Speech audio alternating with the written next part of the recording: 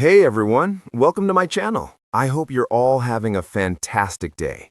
The studio lights had always felt warm to Kelly Ripa, like a second sun she could rely on.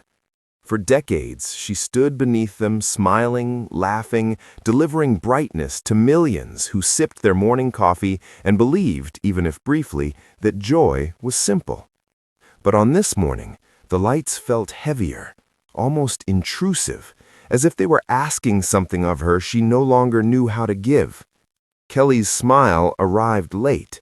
When it did, it trembled. She had mastered the art of holding it together. Years of early call times, red carpets, and relentless optimism had trained her well. The world knew her as energetic, witty, unbreakable. What the world didn't know was how carefully she packed away her pain, folded it into neat corners of her heart so it wouldn't spill during commercial breaks. Mark sat somewhere backstage, close enough to feel, far enough to pretend distance. They had always been a team, a love story people admired, the kind of couple others pointed to and said, "See, it lasts." And it did last, through kids, careers, and chaos. But lasting, Kelly had learned, wasn't the same as being light. The first crack came years ago, quietly. It arrived disguised as exhaustion, as silence at the dinner table, as nights when two people lay side by side, awake, staring at the same ceiling, but dreaming in different languages. Kelly told herself it was normal. Everyone said marriage was work.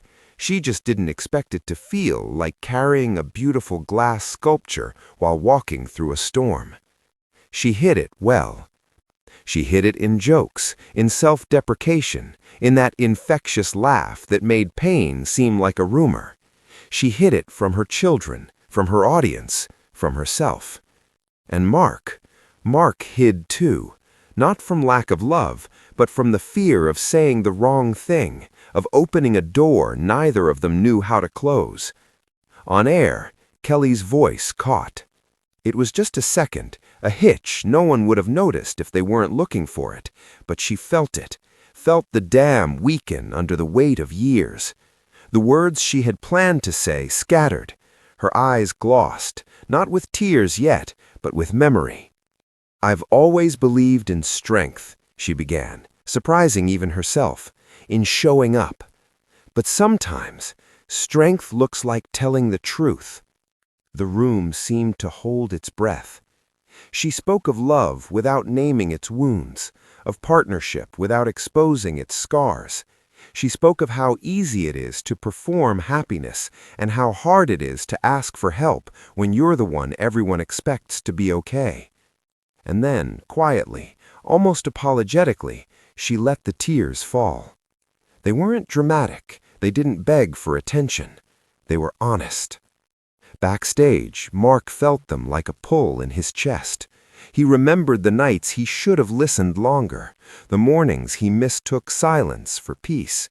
He remembered loving her fiercely and still not knowing how to protect her from the loneliness that can exist even inside a marriage. When Kelly finished, she wiped her face and laughed softly through tears. "I'm okay," she said, the way people do when they're just beginning to be. Later, away from cameras, Mark reached for her hand. It felt the same. It always had. But this time, there was no performance, no script, just two people standing in the aftermath of truth.